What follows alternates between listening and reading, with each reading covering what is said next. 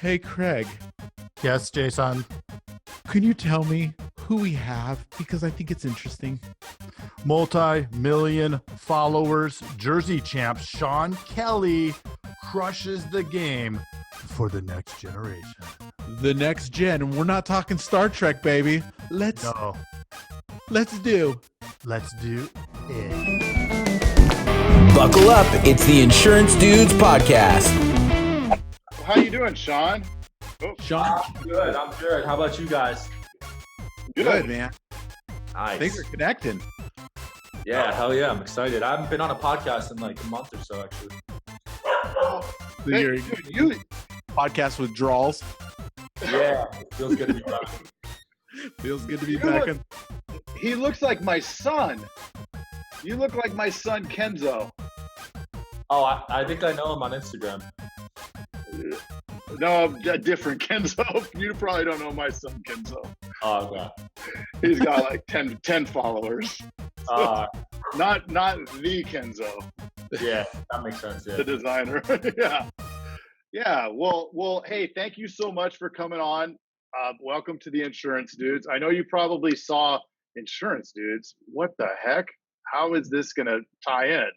And one of the thing that we really agree on is that insurance is a little boring, and so we want to spice it up and bring interesting marketing concepts, branding, social media, and all of that kind of thing to our listeners. And so, there's a million insurance podcasts, and they're all just dandy, but they focus on insurance. And what we actually don't really focus on insurance. I like it. So, you have such a fascinating story, and you're so young. This is just awesome, So, Is he why so don't you? young? Are we so old? Well, it's likely a little bit of both. I mean, Sean, how old do we look old? I can still kind of bounce around. No, you don't look old. Oh, thanks.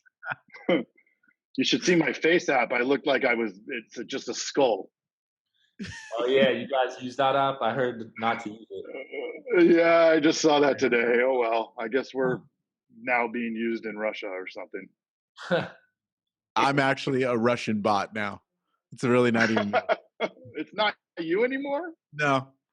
It's a translator. Well, why don't your story is great. If you could just jump in, because there may be people on here that are listening that don't know who you are, Sean, and it'd be really cool for you just to kick it off and tell a little bit of your story, like how you got to where you're doing and how you have the 2 million followers for Jersey Kings and 1 million on your personal. I mean, that's incredible. So congratulations on that. Thank you. Are we live right now? Yeah, we're not. Yeah, we're live. Okay. So yeah, I'm 22 years old. I'm from New Jersey. I grew up in a town called Bridgewater, and then I went to Rutgers University, which is like the state school in Jersey. I didn't really like it, and at the time, freshman year, near the end, I started a company called Jersey Champs, and we basically make jerseys for celebrities and professional athletes and rappers. And before we were able to get like a major A-list celebrity, we were just making jerseys from your favorite movies and TV shows and stuff. We were doing like Flint Tropics, Bel Air Academy, Will Smith, stuff like that. And then we started partnering with rappers and celebrities and making custom designs for them. And then we were just able to leverage that all the way up to guys like Mark Cuban and Donald Trump. Wow. Nice. Did you talk to Donald Trump? No, so that one actually wasn't planned. Someone bought a Trump store and then just gave it to him at a rally. So that one was a complete shocker to me. So Trump wore one of your jerseys? He didn't wear it, but we got him on video holding it up and like taking photos with it. That's awesome. Nice. That's awesome. We need the Don to have an Insurance Dudes jersey. Do a little joint venture here. We got to do it. So take us through that. I mean, you just went over that real fast, and it sounds like, hey, that was a breeze, right? But what were the challenges, man? Like, I mean, how do you go from being right out of college to, hey, I'm going to start jerseys, to like actually scaling this thing? What were the biggest challenges too? Yeah, there were so many challenges. I completely went into it and didn't have much knowledge in anything. Like I didn't have any knowledge in e-commerce or like marketing or anything. But the one thing I was good at was Instagram because I'm a millennial. I know how to use it and I know what gets attraction and stuff. So I was just able to what I did in 2016 when I was starting out was I would release a jersey. So it'd be like a Drake jersey or something, Drake the rapper, and I would hit up like 10 hip hop pages or like Toronto pages where he's from, and I'd pay them to post the jersey. And then that would get me a lot of sales and followers at the time. And I did that for about a year straight. So we were able to get a ton of followers. And every time I was putting money into these other pages, I was getting more money from the sales, and I was also getting followers. So I just really milked that. And now it's saturated, but that was the method I used starting out. That's really cool. Those relationships are huge. So that's what grew your Instagram account? Yeah, so that's what grew Jersey Champs. And at the time, I wasn't really growing my personal brand. I didn't really grow it the first 2 years of the company. But then I read this book called Crushing It by Gary Vaynerchuk, which stresses the personal brand. So that like flipped the switch in my head, and I started going really hard with that.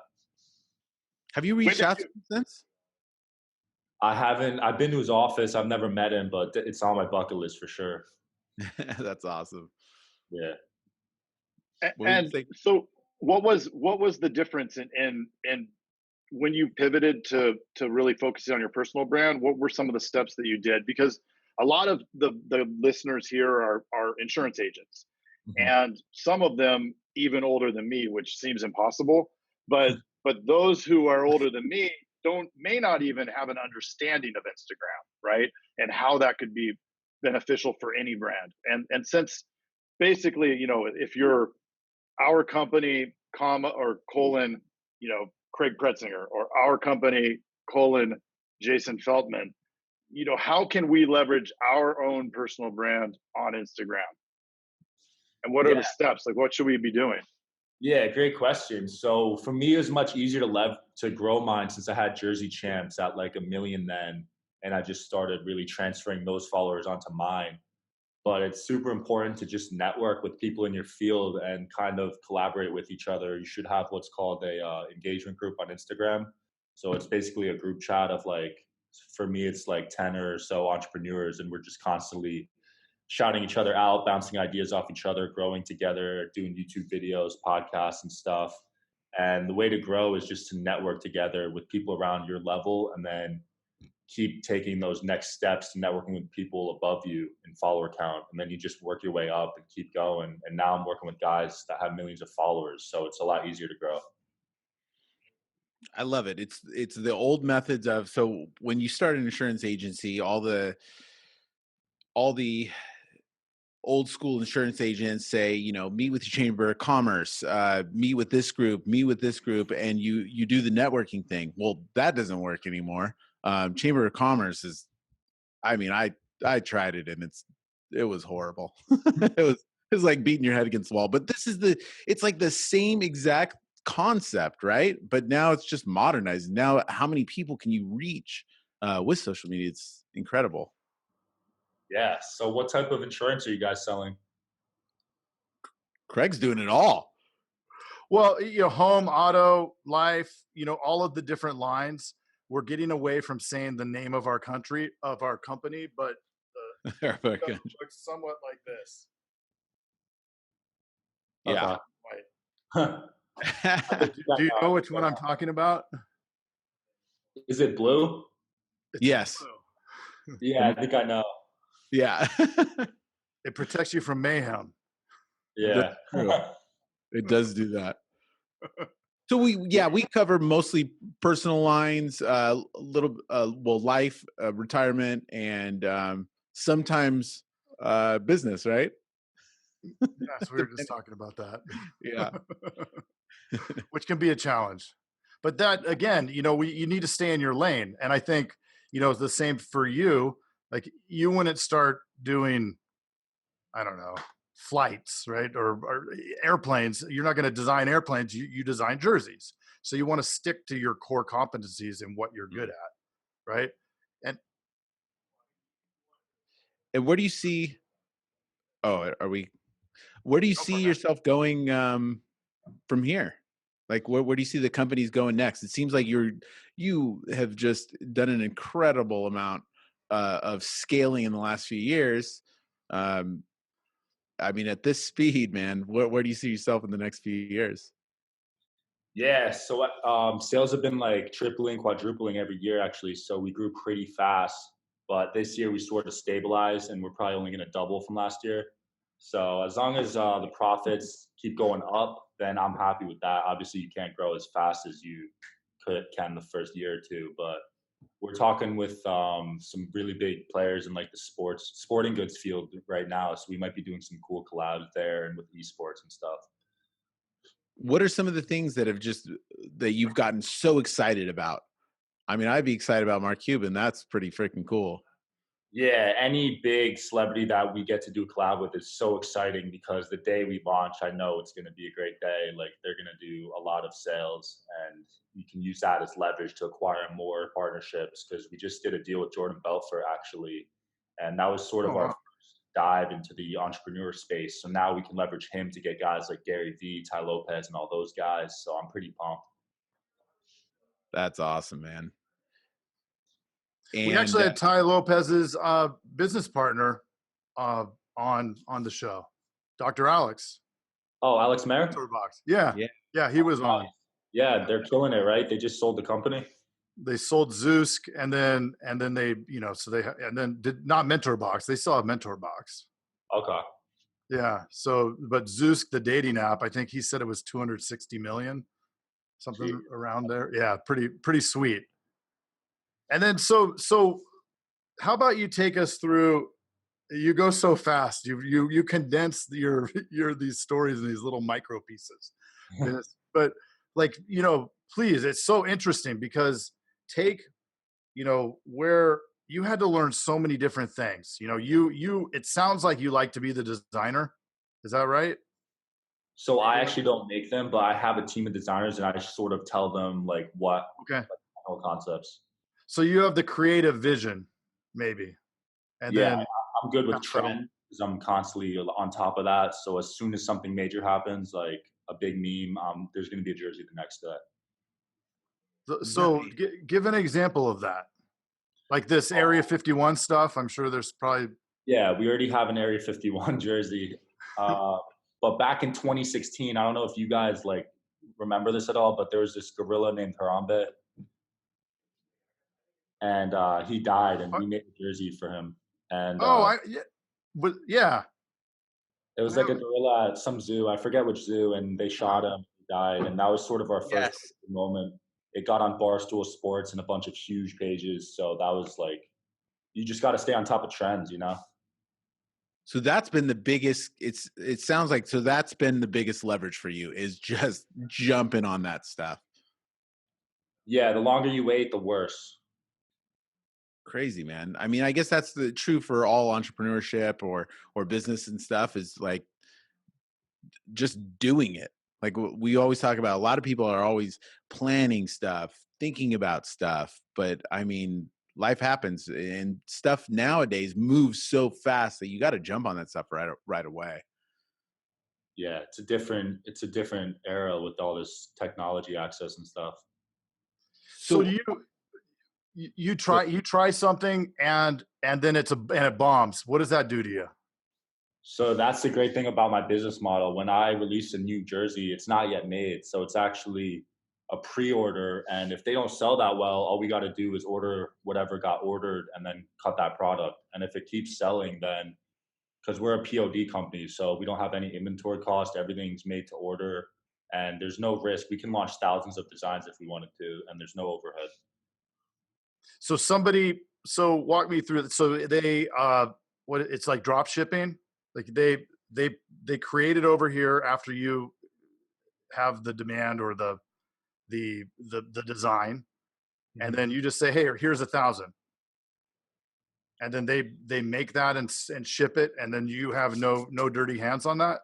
No, so I pay my graphic designer. He makes the design. I put the jersey up for pre-order. So people order, and then after a week or two, I'll cut the product, order exactly what I need, and then stop selling that jersey.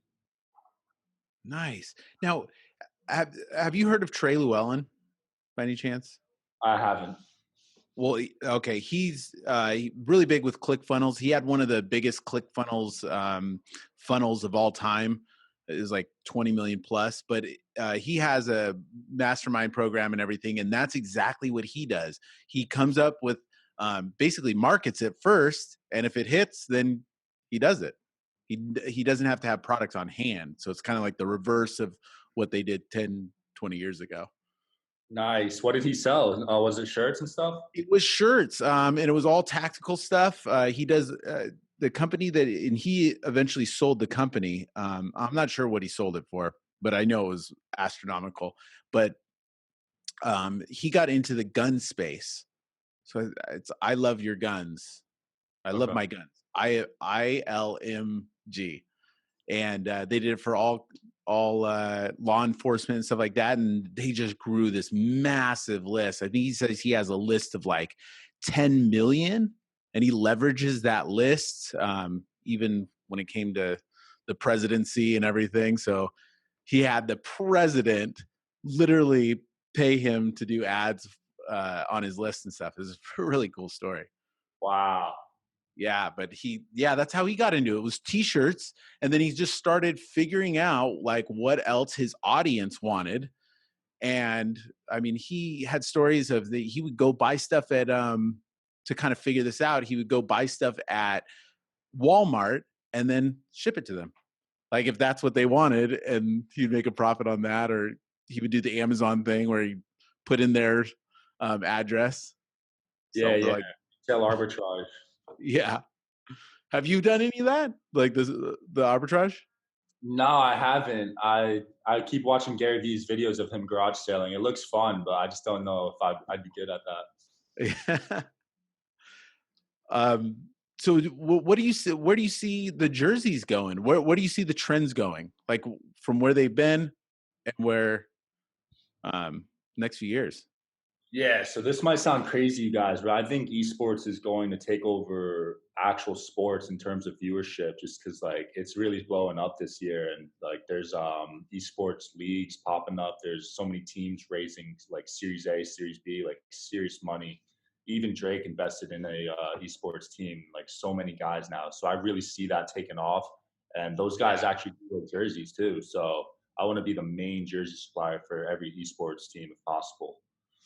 That's awesome, man.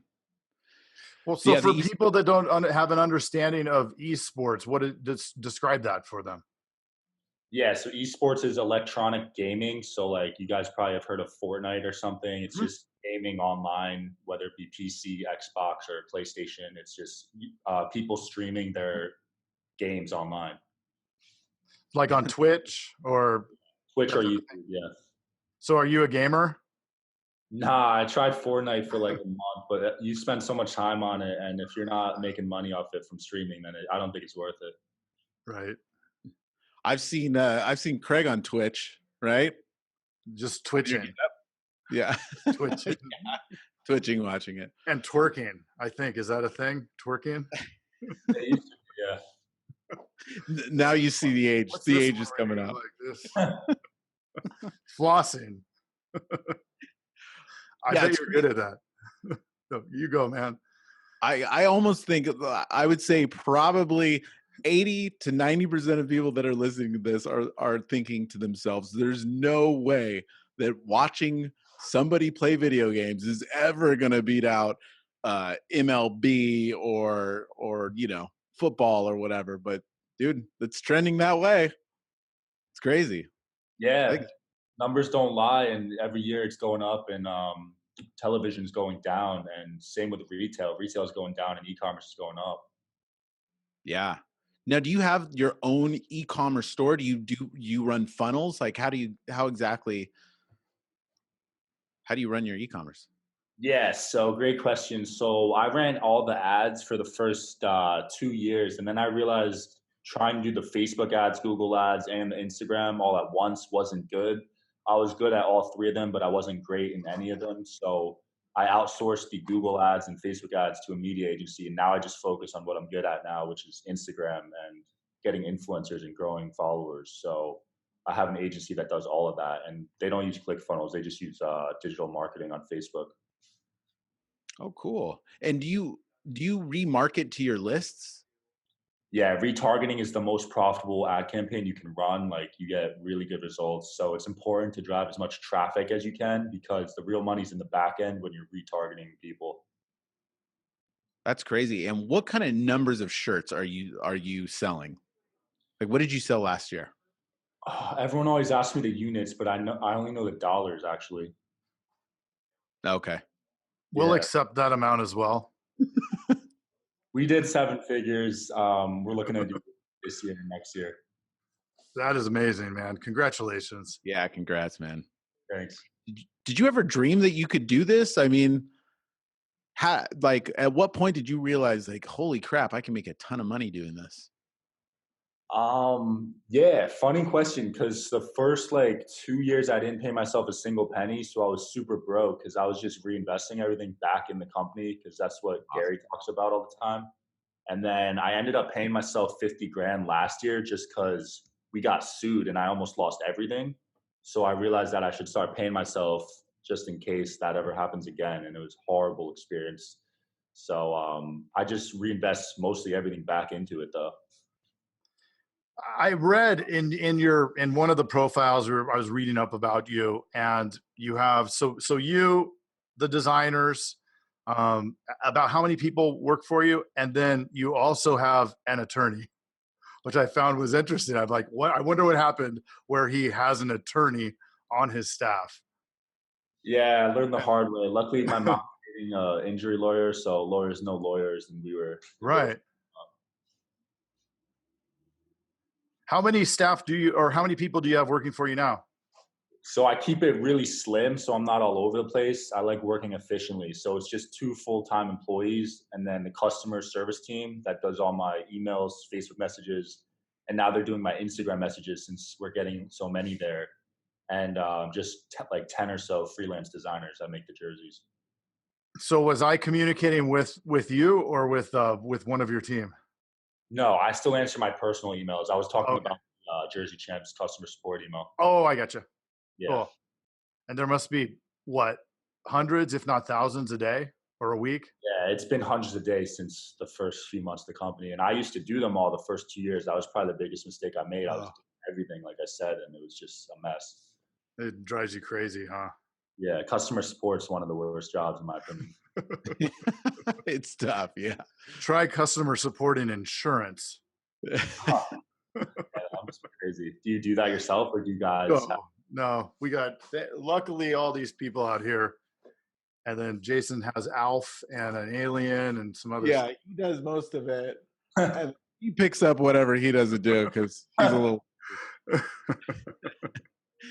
What do you do for fun, man? So weekends I take off, and that was an important decision I made this year because I was working myself to the ground the first 2 years, Oh, like 15, 18-hour days, and I developed severe anxiety from it. So this year I've been way more like casual about it. Take the weekends off to spend with my girl. We like movies. I like playing basketball. I started getting into poker. So yeah. oh, poker's Do you fun. find it? Do you find it hard? Because I've been like going 100 miles an hour for the last 7 years. Do you find it hard to do that, to like go backwards?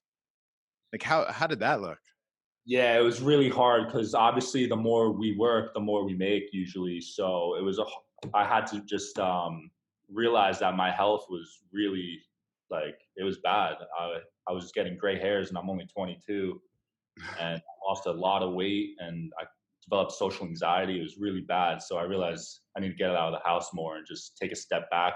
I'm gonna make less, but I'm gonna be more happy and healthy and live longer probably. So Yeah. What gets you the most excited these days? What's just when you hear it, you're like, yes. Probably when I wake up and like 50 texts about like this celebrity warrior jersey, that gets me really excited, and I'll just use that in my ad sets. So it's fun. That's cool, man. I wonder how that would look on a jersey. What do you think? How many of this would sell? I don't know how many would sell, but we could definitely get them out to you guys. My wife would be so pissed if I wore that. It's my 21-year anniversary today for my marriage. Hey. Yeah, it's amazing. I mean, I can't even fathom that I made it that long with her. That she made it. That's what I mean, really. Yeah, I said that wrong. Please understand that I'm the difficult one. And yeah, if I came in with this jersey on, she would probably have a heart attack. It would end in 21. I just thought that'd be funny for you to visualize. So for the YouTube, so we put this on YouTube as well. So for the YouTube people or for the non-YouTube people, man, I am backwards today. That I pulled that up so they could. I pulled up our logo. So our silly faces. Our silly faces. And what advice would you give? So whatever you know about insurance, okay, you probably think it's a boring industry. It's something that you have to have, right? Well, which is all pretty much true. But I think a lot of like the whole insurance industry as a whole, and I don't think that anybody would argue this, is that it's kind of old school, right? It's kind of stuck in the past. What advice for somebody that's super successful at the most modern marketing, what advice would you give for somebody that's in insurance, kind of doing a boring job, and for marketing? Yeah, I don't know much about insurance, but I know a company that's doing a great job targeting millennials, and they do renters insurance. They're called Lemonade. Yes. And everyone uses them, and it's amazing because they have a chat bot. So I literally talked to like an AI, and I was able to cancel my insurance with them, and they were able to switch me over to my new apartment all through an AI bot. I thought it was amazing. That is cool. No interaction with humans. So as somebody who embraces technology, is that ultra important for you for all things? Like, is that where you want things to go in the service?